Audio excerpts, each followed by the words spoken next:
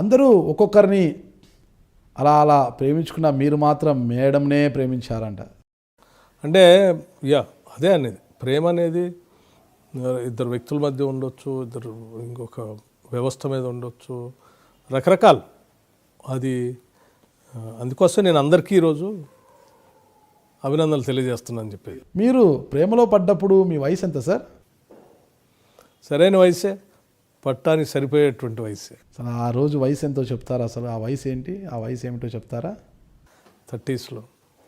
30 సంవత్సరాలకు ప్రేమలో పడ్డారా సార్? Too late. ఇప్పుడు అందరు కూడా చిన్న వయసులోనే ప్రేమలో పడుతున్నారు, మీరు మాత్రం 30 ఏళ్ళ వరకు. అంటే అప్పటి వరకు మనసు చెల్లించలేదా? ఏ అమ్మాయిని చూడకుండా అంటే మేడంనే చూడాలన్న ఒక తలంపుతో అలాగే 30 ఏళ్ళ వరకు ఆ ప్రేమను దాచుకొని ఆ వయసులో మేడంను చూసి ప్రేమలో పడ్డట్టున్నారు. అంటే అది సార్ మేడంది గుజరాత్ అనుకుంటా. మేడం గుజరాతీ అయితే ఇక్కడ ఎలా మీరు ప్రేమలో పడ్డారు? అసలు ఎక్కడ చూశారు తొలుత మేడంని మీరు? తను Gujarati family, but settled in Hyderabad, Born and brought up in Hyderabad. So ఆ రకంగా యూనివర్సిటీలో కలుసుకోవటం, ఆ తర్వాత అయిపోయింది, పెళ్లి చేసుకున్నాం. యూనివర్సిటీలోనా మీరు? మేడం ఏ గ్రూపు, మీరు ఏ గ్రూప్ సార్? నేను ఎంఏ హిస్టరీ చేశాను. MA history. ఓకే. తను బీకామ్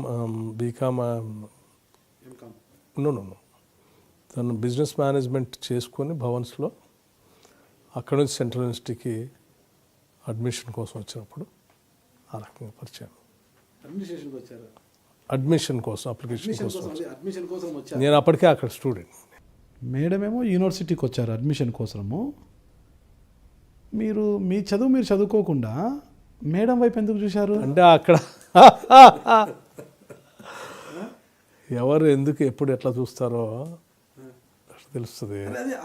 ఆ రోజు ఇంటరాక్షన్ ఏదో ఫ్రెషర్స్ వచ్చేటువంటి వాళ్ళు, అక్కడ ఉన్న స్టూడెంట్స్ కౌన్సిలింగ్ చేసే విధానం ఇవన్నీ కలిసారు. అంటే చూసిన వెంటనే మాట్లాడిచ్చారు సార్ మేడంని?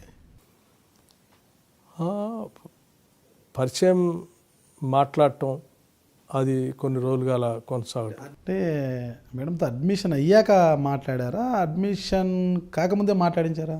తన తర్వాత అడ్మిట్ కాలేదు అసలు యూనివర్సిటీలో, కానీ తర్వాత ఆ పరిచయం అలా కంటిన్యూ అయింది.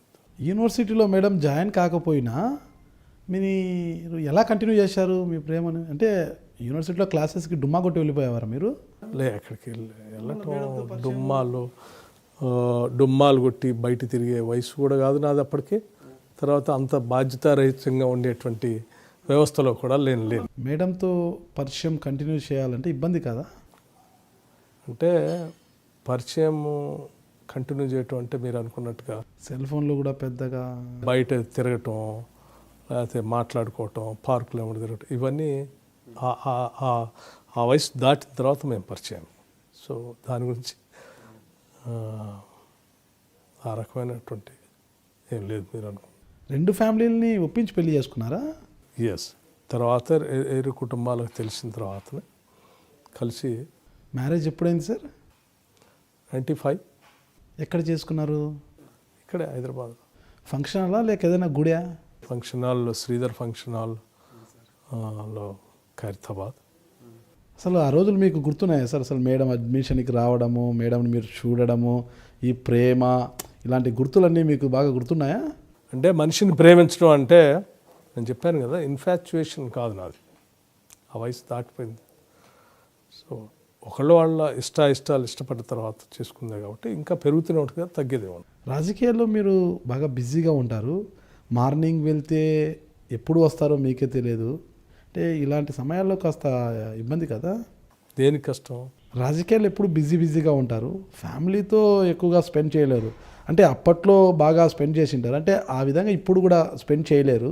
ఎప్పుడైనా సరే కష్టం దేనికి అంటున్నా. అంటే మేడంతో ఎక్కువగా స్పెండ్ చేయలేరు కదా మాట్లాడడానికి. అంటే స్పెండ్ చేయటం అంటే గంటల తరబడి కూర్చొని మాట్లాడుకోవాల్సిన అవసరం లేదు కదా. సో దొరికిన టైంలో క్వాలిటీ, అప్పుడు కూడా అంతే, దొరికిన టైంలో క్వాలిటీ టైం స్పెండ్ చేస్తారు. ఎంతమంది పిల్లలు సార్ మీకు? ఇద్దరు అబ్బాయిలు. మీ పిల్లలు లవ్ మ్యారేజ్ చేసుకుంటే యాక్సెప్ట్ చేస్తారా? ఇద్దరు అబ్బాయిలు, ఎస్ డెఫినెట్గా. నాకు అటువంటి నేను ఐఎమ్ వెరీ క్లియర్. అంటే ఒక టీంలో పనిచేసేటప్పుడు, ఒక కంపెనీలో పనిచేసేటప్పుడు, లేకపోతే చదువుకునేటప్పుడు, ఒక కోర్సులో ఒక రూమ్లో ఉండేటప్పుడు ఇద్దరు మనస్తత్వాలు కలకపోతే 2 రోజులు కూడా కలిసి ఉన్నటువంటి వాళ్ళు, ఉండలేనటువంటి వాళ్ళు. జీవితం మొత్తం కలిసి ఉండాల్సినటువంటి భార్యాభర్తలు కానీ డెఫినెట్గా వాళ్ళిద్దరు మనస్తత్వాలు కలిసి ఏకమై మేము సహజీవనం అంటే జీవితం మొత్తం కొనసాగించాలనుకుంటే అంతకంటే బెటర్ అండర్స్టాండింగ్ ఏముంటుంది అసలు?